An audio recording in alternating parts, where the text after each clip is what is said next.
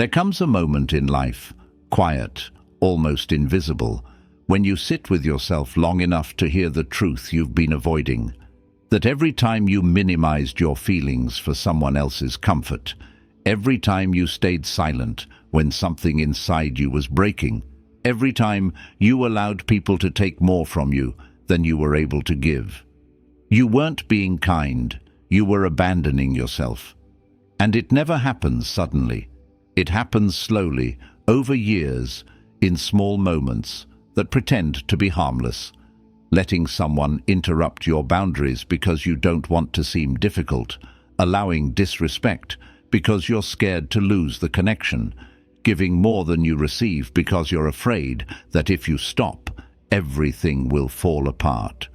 But what you eventually realize in the quiet honesty of your own thoughts is that nothing in this world is worth losing your inner stability for. Not love, not family, not belonging, not the illusion of peace that exists only when you're the one carrying all the weight. And as this realization settles into your chest, something begins to shift. Not aggressively, not loudly, but in a grounded, steady way, like the slow realignment of something that has been bent for far too long. You begin noticing that your self-worth is not a decoration you wear on good days. It's the filter through which your entire life flows. The people you allow close, the treatment you accept, the energy you exchange. Everything rises or falls depending on how deeply you value yourself. And once you understand that your peace is the core of your existence, the foundation of your clarity, your choices, your relationships, you stop letting anyone walk through your life with muddy shoes. You start choosing yourself in ways that feel new, unfamiliar, but undeniably right. And with that, we enter the first truth, the one that quietly shapes the rest of your life. 1. Your self-worth sets the standard for every relationship. When you begin to observe your relationships with calm honesty, you start to see something you once missed. People respond to the value you place on yourself long before they respond to the value you place on them. It's not arrogance, and it's not ego. It's the quiet architecture of human behavior, the unspoken rules that determine who stays, who leaves, and how deeply they enter your life. When your self-worth is low, your boundaries soften, your voice weakens, your expectations shrink, and you begin to accept versions of love and attention that do not reflect who you truly are. You tolerate inconsistency because you want connection. You excuse disrespect because you want harmony. You absorb emotional weight because you want peace. And without noticing, you start living at a discount, offering your depth at a price that does not honor its value. But something shifts the moment you truly understand that your worth is not measured by how much you endure, but by how gently you protect the parts of yourself that the world has taken for granted. You start to sense the difference between presence and convenience, between affection and attachment, between connection and emotional dependency. You begin to notice how your body reacts around certain people, how some bring tension while others bring ease, how some drain you while others steady you. And slowly, with a kind of softness that doesn't need permission, you begin to realize that you have the right to expect more clarity, more honesty, more effort, more reciprocity, more respect. Not because you're entitled to it, but because you were never meant to survive on the leftovers of other people's emotional capacity. Your self-worth becomes the quiet compass that guides you. It changes the way you speak. Your voice becomes steadier. It changes the way you choose. You no longer move toward people who offer half of themselves. It changes the way you walk, more grounded, more aware, more unwilling to shrink yourself just to fit into someone else's comfort. You begin to understand that protecting your worth doesn't mean being cold. It means being conscious. It means recognizing that your time, your energy, your heart, these are not limitless resources. They are sacred, and not everyone deserves access to them. And when this shift happens, people notice it even before you tell them. They sense that your boundaries are no longer suggestions. They sense that your kindness is no longer something they can lean on without offering something back. They sense that the version of you who tolerated too much is gone, replaced by someone who knows their value in a quiet, unwavering way. Before you move forward, ask yourself, gently, honestly, if I truly valued myself the way I deserve, what behaviors would I immediately stop accepting? Sit with that question. Let it settle. Let it reveal the first doorway to a different life. Because maybe this is where everything begins to change. 2. Protecting your inner peace is not selfish. It's survival.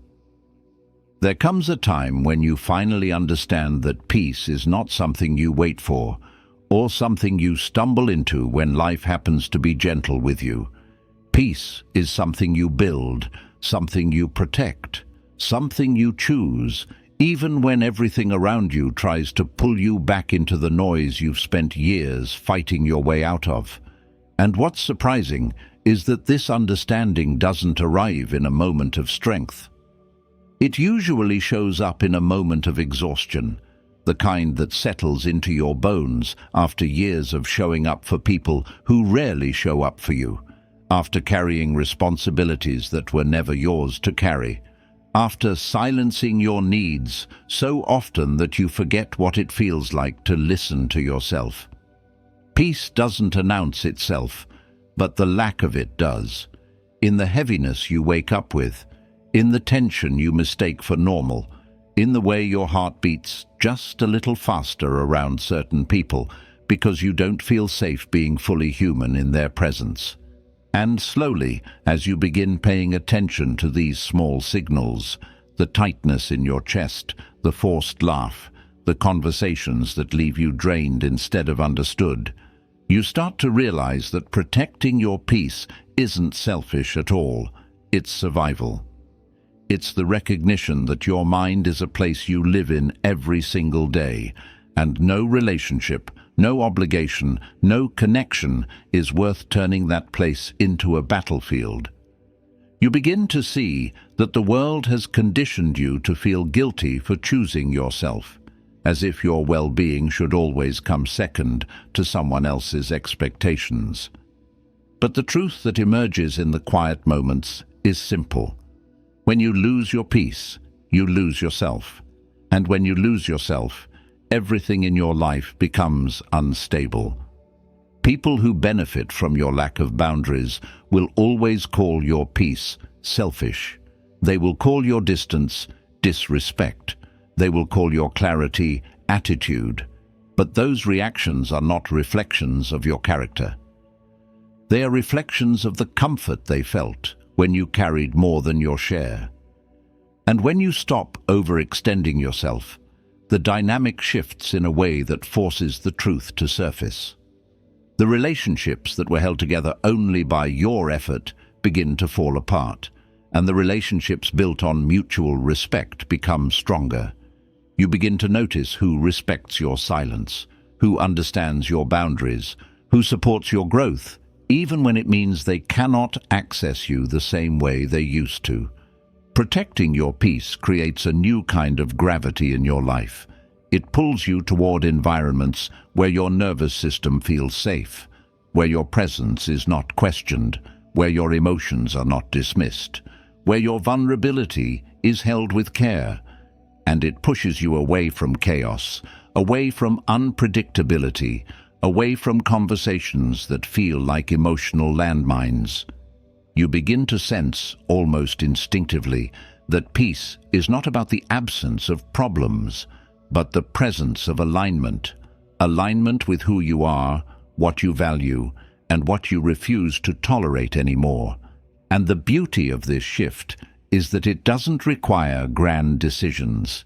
It begins with small moments, choosing silence instead of arguing with someone who understands only their own perspective, choosing distance instead of forcing connection, choosing rest instead of proving your worth through exhaustion, choosing truth instead of maintaining an image that benefits others.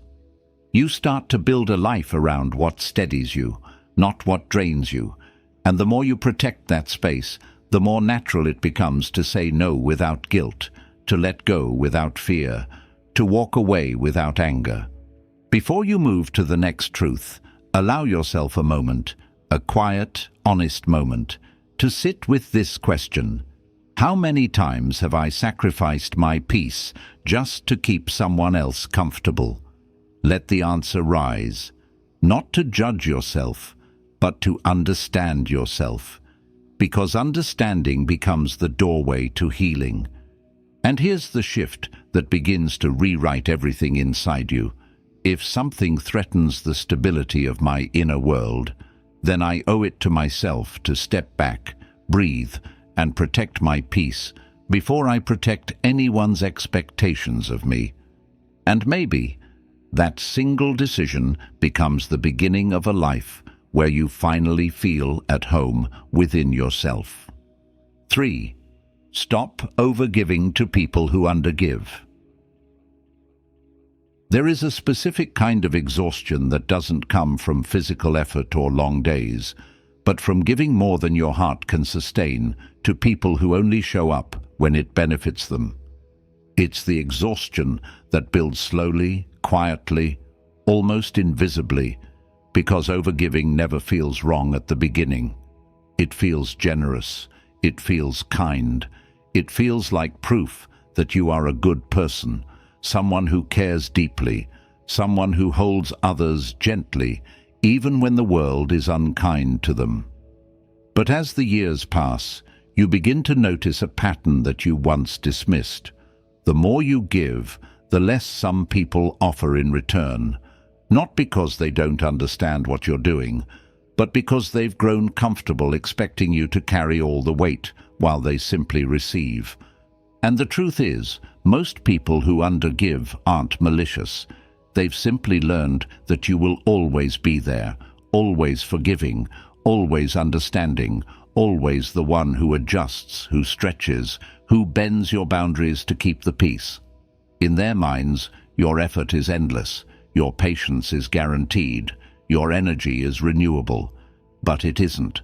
Every time you silence your needs to protect the bond, every time you give more than you can afford, every time you overextend to fill the emotional gap someone else refuses to close, you chip away at yourself, not dramatically but consistently, until a part of you begins to feel small in your own life. The imbalance shows itself in subtle ways. You find yourself checking on people who never check on you. You remember details about their struggles while they forget your own. You show up with sincerity while they show up with convenience. You invest your emotional currency like it has no limit, while they treat your presence like something that requires no effort. And what's painful is not the imbalance itself, but the moment you realize that you've been carrying a relationship alone, believing it was mutual simply because you wanted it to be. Overgiving changes the way you see yourself.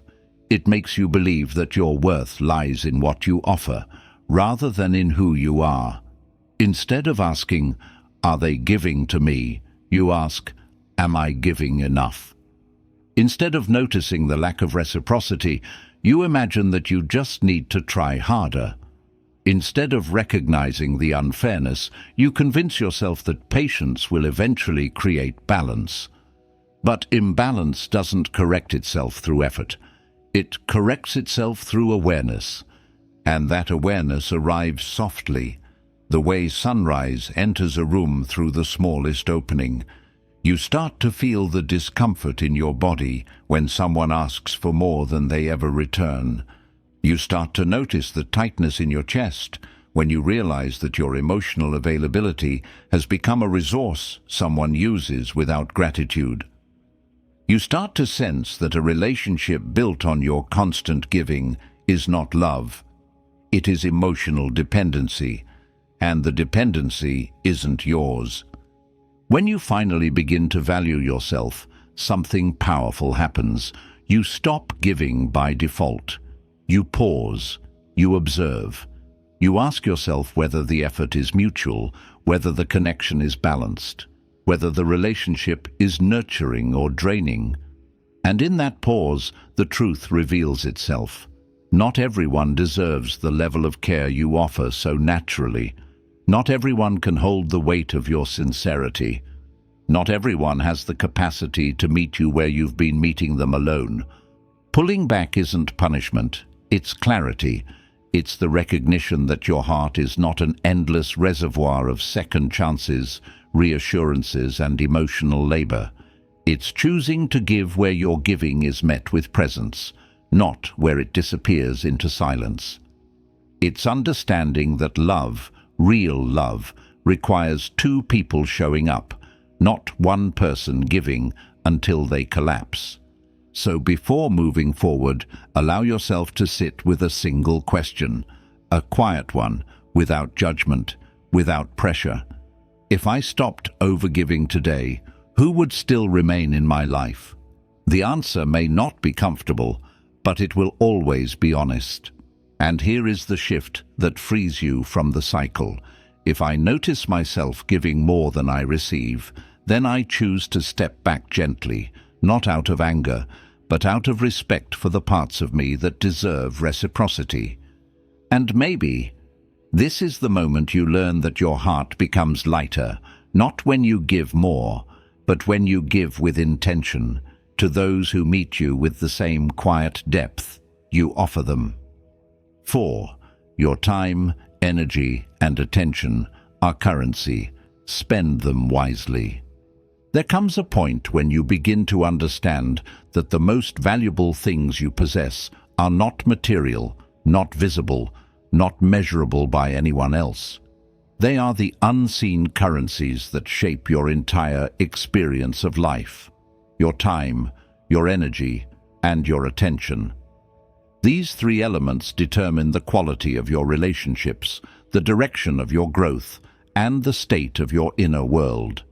And yet, for years, you may have offered them to anyone who reached for them almost automatically, without stopping to consider whether they deserved that access or whether their presence in your life contributed anything meaningful in return.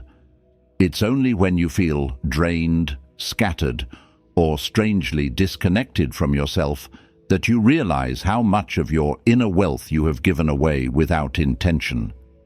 Time is the one currency you can never earn back. Once it's spent, it leaves a mark, shaping the life you're building quietly in the background. But most people don't feel the impact of wasted time until years have passed, until they look back and realize how many hours, days, or even entire seasons of their lives were poured into conversations that led nowhere, into relationships that stayed shallow, into people who never cared enough to listen deeply or show up consistently. And as you grow older, something inside you shifts. You start valuing the hours you have because you finally understand that a lifetime isn't endless, and what you give your time to, you give your life to. Energy is even more delicate. It's the essence that determines whether you wake up feeling grounded or exhausted, whether you move through the day with clarity or heaviness, whether your heart has space to expand, or whether it remains compressed under obligations that were never yours. You begin to see that the people who drain your energy rarely apologize because they don't sense the weight you carry for them. They only sense your availability. Meanwhile, the people who nourish your energy make you feel lighter without even trying. Their presence feels like a room with more oxygen than the one you just walked out of. And it's in the difference between these two experiences that you start realizing how sacred your energy is and how important it is to offer it intentionally rather than reflexively. Then there is your attention, perhaps the most underestimated currency of all.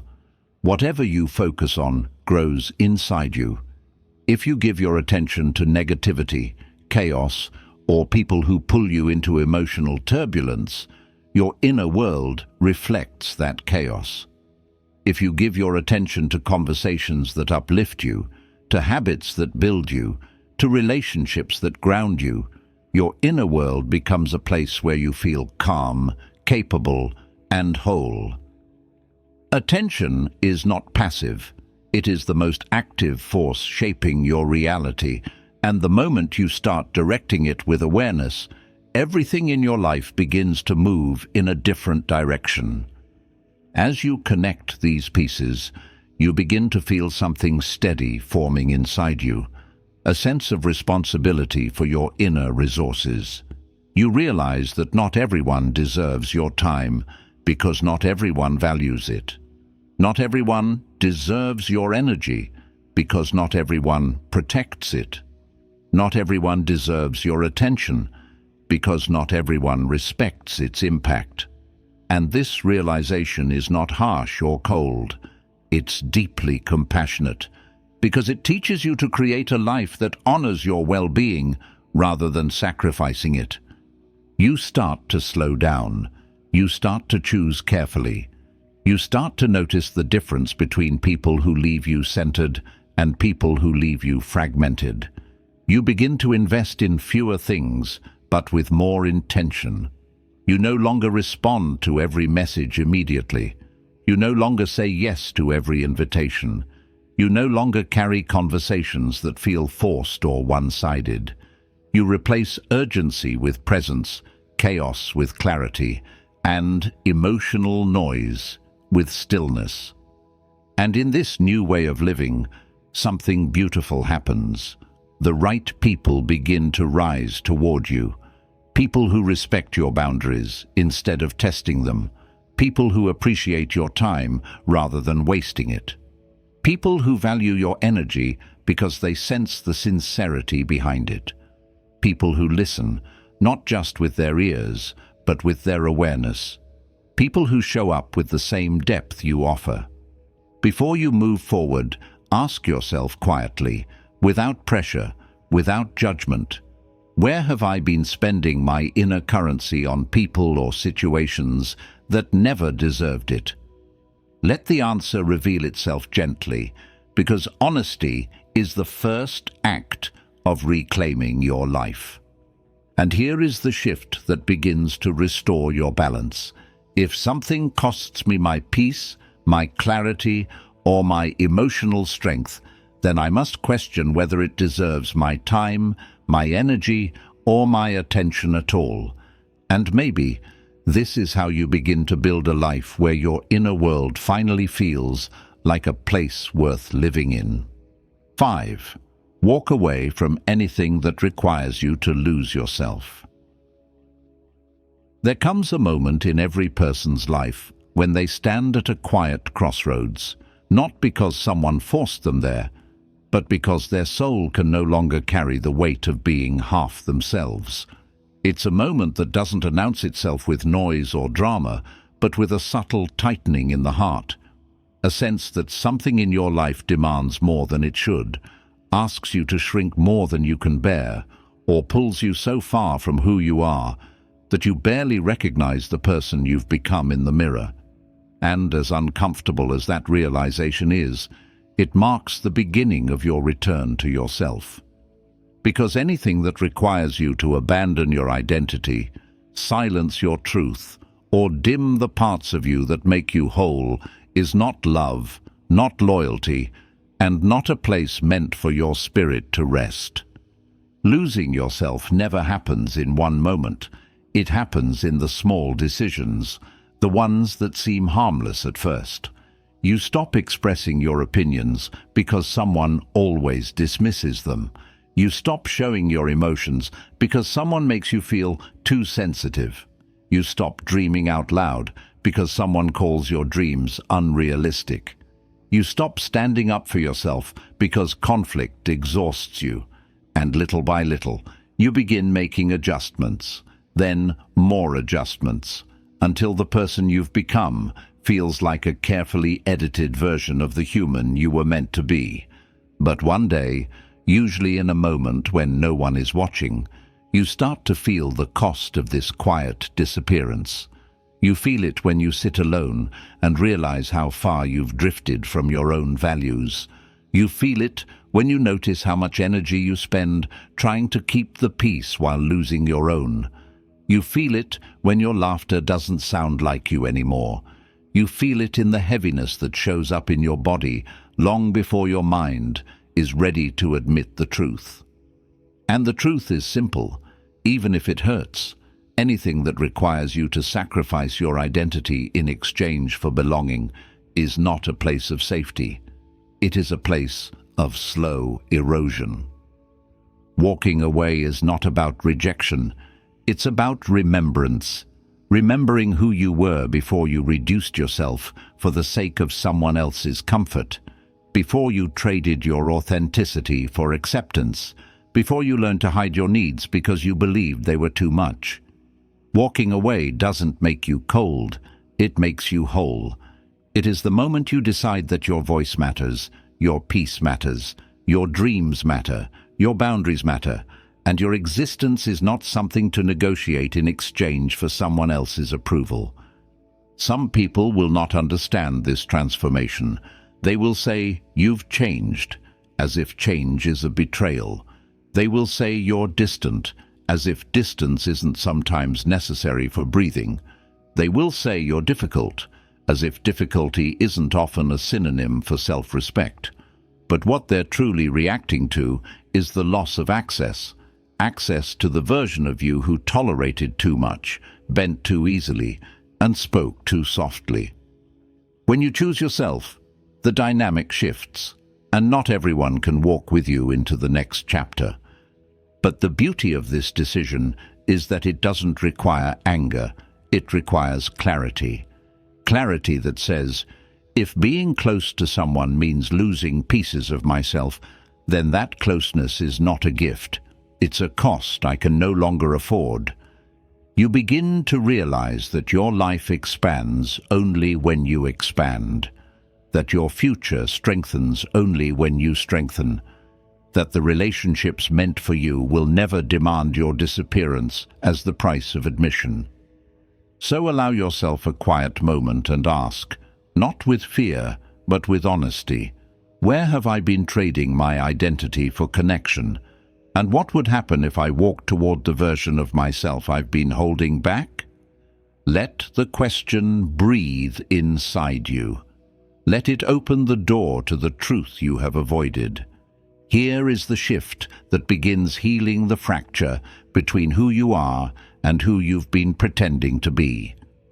If a relationship demands that I abandon myself, then I choose distance over distortion, truth over silence, and authenticity over approval, every single time. And maybe this is the moment when you finally understand that walking away isn't the end of anything. It's the beginning of coming home to yourself. 6. Emotional independence makes you unshakable. There is a certain kind of strength that doesn't show itself in your voice or in the way you walk into a room, but in the quiet steadiness you carry inside your chest, a steadiness that remains even when life becomes loud, even when people disappoint you, even when circumstances try to shake the ground beneath your feet. That steadiness is emotional independence, the ability to feel deeply without becoming controlled by what you feel, the ability to care without collapsing, the ability to love without losing yourself, the ability to stand alone without feeling abandoned. It is not a coldness, it is not detachment, it is not indifference. It is the gentle understanding that your emotional stability is your responsibility, your home, your anchor in a world that can change in a moment. For years, you may have built your emotional world around other people, their reactions, their approval, their presence, their reassurance. You may have believed that your peace depended on someone else's consistency, that your joy depended on someone else's attention, that your worth depended on someone else's validation. And because of that, your inner world felt fragile, vulnerable, easily disrupted. A message left unseen could shift your mood. A tone of voice could ruin your day. A small distance from someone you cared about could make your chest feel tight. You didn't realize it then, but you had handed your emotional well-being to people who were never meant to hold it. But the moment you begin reclaiming your emotional independence, something inside you starts to change in a profound way. You begin to understand that the stability you seek from the outside world must be built within. You start finding comfort in your own presence. You start breathing through discomfort instead of running from it. You start trusting your own judgment rather than waiting for someone else to confirm it. You begin noticing that you can experience fear without freezing, sadness without collapsing, love without losing clarity. You start realizing that everything you once sought from others, reassurance, grounding, direction, validation, already exists within you when you create space to hear your own voice. This shift doesn't make you harder, it makes you softer in a safer way. It allows you to love without the fear of being destroyed. It allows you to help others without drowning in their emotions. It allows you to stay connected without being dependent. It creates a kind of inner security that allows you to show up fully. Not because you need something from someone, but because you want to share who you are, not fill a void you've been carrying. Emotional independence frees you from the roller coaster of other people's unpredictability. When someone pulls away, you don't collapse, you observe. When someone criticizes you unfairly, you don't internalize their voice. You return to your own truth. When someone leaves, you don't lose your foundation. You remain standing because your foundation was never built on them in the first place. You stop reacting instinctively, and you begin responding intentionally. You stop giving people the power to define your worth, and you begin defining it through your own choices, your own boundaries, your own clarity. You start to see relationships differently, not as lifelines, but as shared journeys. You no longer cling out of fear or stay out of dependency. You choose connection because it nurtures you, not because it rescues you. And in that choice, your relationships become healthier, deeper, calmer. The people who remain in your life are no longer there because you need them to fill emotional gaps, but because they enrich the wholeness you already built within yourself. Before you move on, ask yourself in a gentle, honest moment, have I been asking others to hold the emotional weight I was meant to carry myself? Let that question sit with you, not to blame yourself, but to see yourself. And here is the shift that liberates you from dependency. If I feel myself leaning too heavily on someone to manage my emotions, then I choose to pause, return to myself, and rebuild the stability that was always meant to come from within me. And maybe this is the moment when you realize that emotional independence isn't distance, it's freedom. It's the ability to walk through life with a calm, steady heart that no storm can fully break. 7. Respect yourself. Enough to say no without explaining. There comes a time in your life when you begin to understand that the word no is not a wall, not a weapon, not a rejection of love or connection. It is a quiet declaration of self-respect, a boundary drawn not to push people away, but to keep yourself from disappearing beneath the weight of expectations that were never yours to carry. For years, you may have said yes out of politeness, out of guilt, out of fear that someone would misunderstand your intention or question your heart. You may have stretched yourself thin, rearranged your schedule, suppressed your needs, and sacrificed your peace simply because saying no felt uncomfortable, almost like a betrayal. And each time you felt a subtle disconnection from yourself, a sense that you were living in ways that didn't reflect what you truly wanted or needed. But as you grow more aware of yourself, you begin to notice that every yes you give without alignment comes with a cost. It costs your time, your energy, your mental clarity, your emotional balance. It creates resentment where there should have been peace. It builds invisible pressure that eventually turns into exhaustion. You start to realize that saying yes when everything inside you feels like saying no is not kindness. It is a slow act of self-abandonment. And what makes it even harder to see is that the world often rewards people who are always available, always agreeable, always willing to adjust. But beneath that reward is a deeper truth. The more you avoid saying no, the more people learn to expect your compliance without considering your well-being. And then something begins to shift within you, not suddenly, but gently, like a door opening inside your chest. You realize that your boundaries don't need an explanation to be valid. You realize that saying no is not the act of a selfish person, but of a person who finally understands their own value. You realize that you don't owe anyone a justification for protecting your peace, your time, your space, or your energy. Respecting yourself means trusting your inner signals, the heaviness you feel when something isn't right, the resistance in your body, the quiet voice that whispers you're giving too much. You begin to listen to those signals with seriousness, not shame. And the beauty of this transformation is that you don't become harsh or distant. You simply become honest. You begin choosing commitments that align with your capacity, not with other people's assumptions.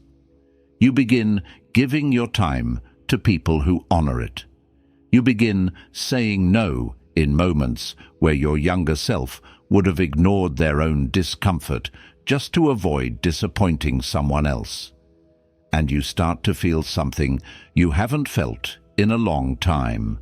Spaciousness, room to breathe, room to rest, room to be yourself without the weight of obligations that never belong to you.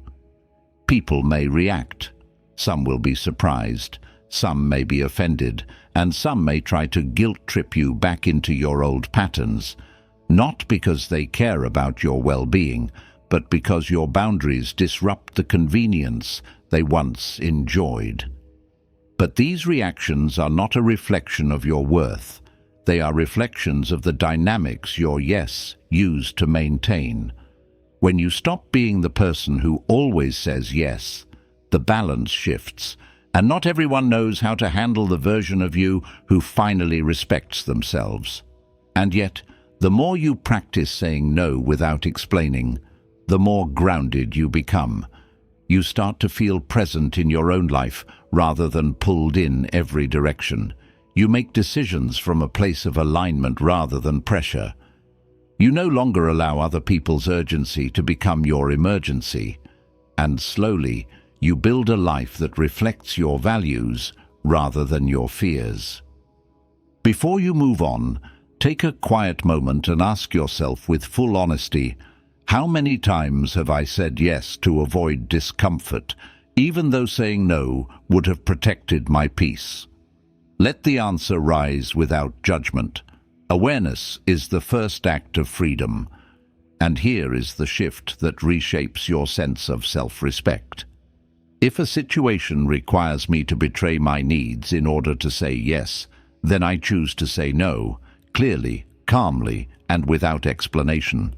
And maybe this is the moment when you finally learn that your no is not a barrier. It's the doorway to a life built on authenticity rather than obligation. 8. Don't settle for half love, half attention, or half effort. There comes a moment, usually after years of stretching your heart into shapes it was never meant to hold, when you begin to understand that accepting half of what you need slowly teaches your soul that you are only worthy of half of what you deserve. It doesn't happen suddenly. It happens quietly, in the small compromises that appear harmless. The moments when you say, "It's fine," even though it isn't. The conversations where you suppress your needs to avoid tension. The times when you settle for inconsistent effort because you're afraid that asking for more will make you lose what little you receive.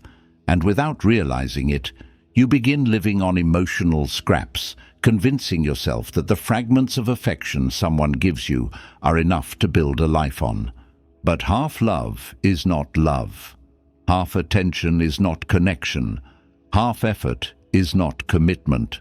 These things may look like something real on the surface, especially when you're lonely or longing for warmth, but they never give your heart the safety, the depth, or the stability it needs to grow. When someone gives you half of themselves, you end up giving double just to keep the connection alive.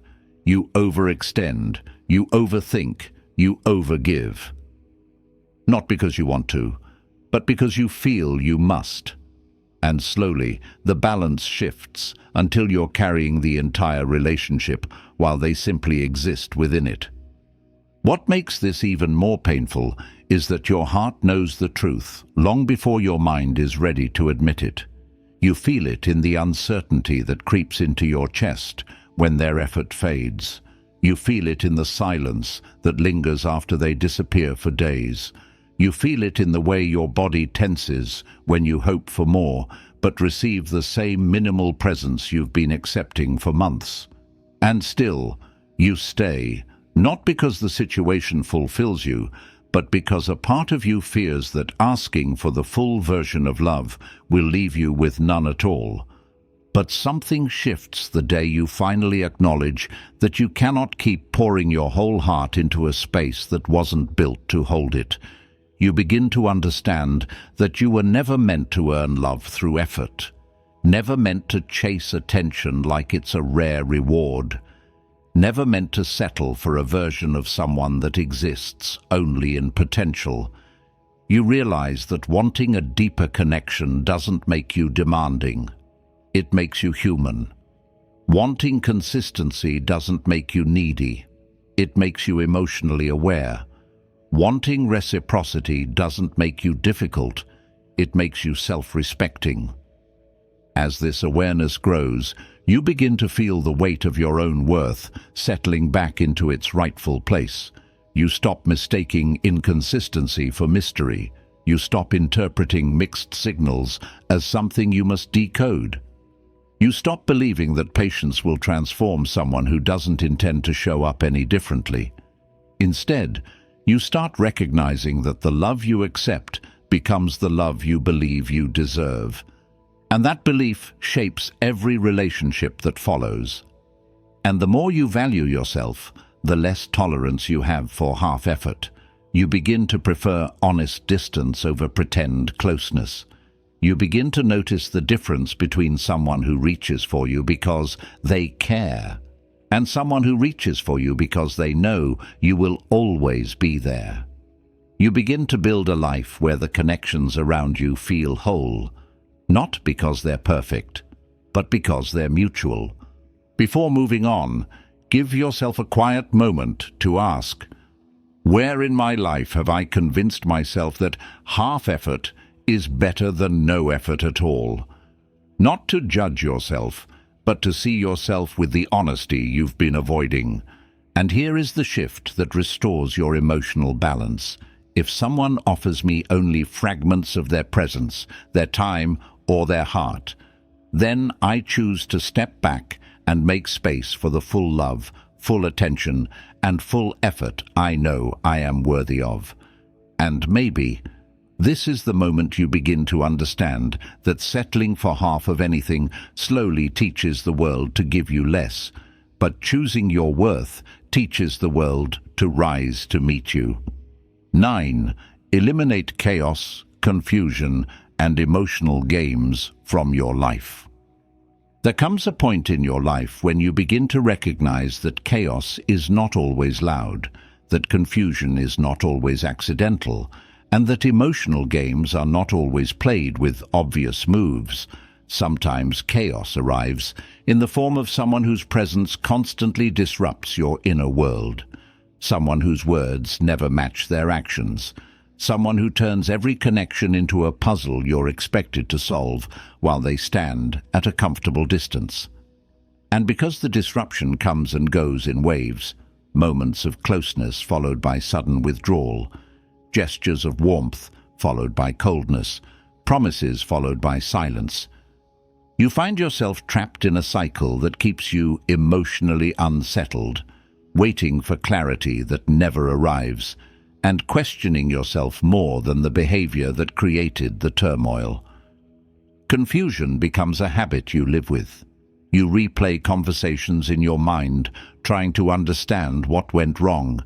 You analyze messages, tone shifts, pauses and reactions, as if decoding them will give you peace. You find yourself being careful, too careful, with your words to avoid triggering another shift. And without realizing it, the emotional ground beneath you becomes unstable. You wake up wondering who they will be today. You go to bed wondering if you did something wrong. You start walking around your own feelings, like someone navigating a tight space, holding your breath so you don't disturb the fragile illusion of calm that only exists when you silence your truth. But the moment you begin valuing your peace, something inside you becomes more sensitive, not in a fragile way, but in a wise way. You begin to sense the difference between relationships that feel like home and relationships that feel like weather patterns you can't predict. You begin to recognize that chaos isn't passion, that inconsistency isn't mystery, that emotional games aren't connection. You begin to realize that the people who love you won't leave you guessing, won't make you compete for their attention, won't weaponize silence or affection, won't shift your reality to keep you off balance. Love, in its healthiest form, steadies you. Presence, in its truest form, grounds you. And people who genuinely care for your well-being don't create storms in your mind and call it complication. They show up with clarity that feels like sunlight after years of fog. As this awareness grows, you start hearing the quiet signals your body gives you, the tightness in your shoulders when someone's name appears on your screen, the uneasy feeling that follows a vague message, the sudden rush of overthinking that comes after they give you half an answer. And instead of rationalizing these reactions, you begin listening to them. You begin trusting the wisdom in your discomfort. You begin seeing that chaos is not a sign of depth, it's a sign of misalignment. And confusion is not something you should normalize, it's something that tells you your heart is not safe here. Emotional games thrive only where self-worth is fragile, but the moment you strengthen your sense of value, these games lose their power. You stop trying to interpret mixed signals because you no longer accept them. You stop chasing clarity from someone who benefits from keeping you confused. You stop tolerating inconsistency because you understand that stability is not too much to ask for. It is the minimum requirement for emotional health. And the more you invest in your own peace, the less tolerance you have for anyone who disrupts it, drains it, or tests it. Before moving on, allow yourself a moment of honesty, a real, quiet moment to ask, who in my life benefits from keeping me unsure, and what would my life feel like if I stepped away from their chaos? Let the answer settle gently, because truth often speaks in whispers long before we are ready to listen. And here's the shift that begins transforming your inner world. If someone repeatedly brings chaos, confusion, or emotional instability into my life, then I choose to distance myself without waiting for a final explanation, because peace is clarity, and anything that destroys peace is not mine to carry. And maybe this is the moment when you realize that eliminating chaos is not loss, it is liberation, the return of your mind to a place where you can finally breathe. 10. Choose yourself every time. You are your longest commitment. There comes a moment, usually after you've tried for far too long to be everything for everyone, when you realize with a mixture of clarity and quiet sadness that the one person you've consistently abandoned in order to keep the peace, hold the connection, or meet the expectations of the world is yourself. And it is in that moment, that still, unassuming moment, when everything inside you begins to shift. Because choosing yourself is not about turning your back on others. It's about finally turning toward the parts of you that have been waiting for years to be acknowledged, nurtured, protected, and valued. It is about understanding that you are the only person who will walk with you from your first breath to your last, and that every commitment you make in life begins with the commitment you make to your own well-being. For years, you may have believed that choosing yourself was selfish, that your needs should come last, that your emotions should be silenced, that your boundaries should be flexible, that your dreams should be delayed for the sake of maintaining harmony. You learned to prioritize the comfort of others because you feared that honoring your own truth would create distance, conflict, or misunderstanding, and in the process, you began to shrink, quietly, subtly, until parts of you became unrecognizable even to yourself. You gave so much of your time, your energy, your heart, your patience, your forgiveness, that you forgot what it felt like to ask, "What do I want? What do I need? Who am I becoming?" But the more you grow, the more you understand that choosing yourself is not abandonment, it is alignment. It is the recognition that you cannot give from an empty place, cannot build meaningful relationships while neglecting the relationship you have with yourself, cannot create a life of depth and fulfillment while living disconnected from your own desires. And as this awareness settles into your soul, you begin to notice how your life changes when you start choosing yourself with consistency rather than hesitation. Your boundaries become clearer, not harsher. Your decisions become calmer, not colder. Your voice becomes steadier, not louder. You begin to move through the world with a sense of groundedness that comes from knowing that you are no longer outsourcing your worth to anyone else's acceptance or approval. Choosing yourself means listening to your inner signals, the heaviness that warns you, the discomfort that alerts you, the longing that guides you, the quiet intuition that whispers when something is right or wrong. It means trusting your own judgment even when others disagree, because only you live inside your life. It means walking away from situations that drain you, even if your heart is attached. It means saying yes to the experiences, the relationships, and the futures that expand you rather than shrink you. It means understanding that your peace is not negotiable, your well-being is not a luxury, and your identity is not something you should sacrifice in exchange for belonging. People may not understand your transformation. Some will question it, some will resist it, some will demand the version of you who tolerated more than they deserved. But the beauty of choosing yourself is that you no longer collapse under the weight of their reactions. You no longer define yourself through their comfort or discomfort. You no longer shape your life around their expectations. You begin living from a place of inner truth. And that truth becomes the compass that guides you toward the relationships and environments that allow you to grow without losing yourself. Before you close this journey, let yourself sit with one final question, a question that reveals far more than it asks. If I treated myself like someone I am committed to for the rest of my life, what would I stop accepting today? Let that question settle deeply. Let it echo. Let it guide you toward the version of yourself who has been waiting patiently to be chosen. And here is the shift that completes everything you've learned so far. If honoring myself means disappointing others, then I choose myself, not out of defiance, but out of love for the life I am still becoming. And maybe this is the moment you finally understand that choosing yourself is not the end of anything important.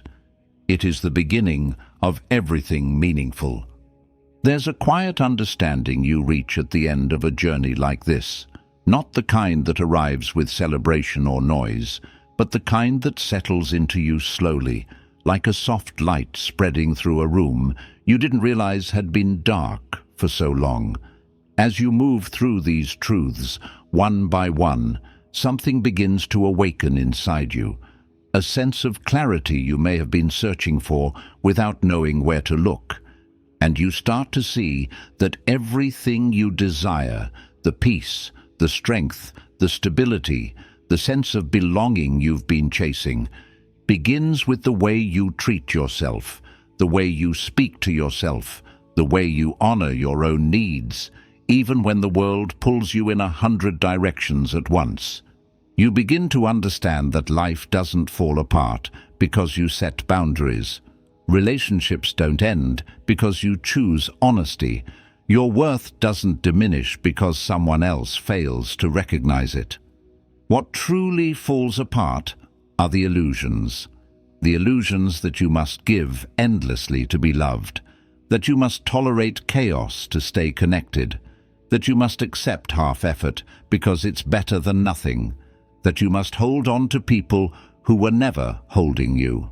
And once those illusions dissolve, what remains is something far more honest, the beginning of your return to yourself. As you sit quietly with these lessons, you may feel a mixture of sadness and relief. Sadness for the years you spent abandoning your own heart, and relief for the path that now opens before you. And that mixture is natural. It is the emotional proof that you're growing, that you're seeing yourself with a gentleness you once reserved only for others. And maybe, just maybe, you're realizing that choosing yourself doesn't mean closing your heart to the world. It means finally opening your heart to yourself. You start to sense that peace isn't something distant or impossible. It's something you create through the choices you make every day, the conversations you allow, the people you keep close, the energy you invest, the boundaries you honor.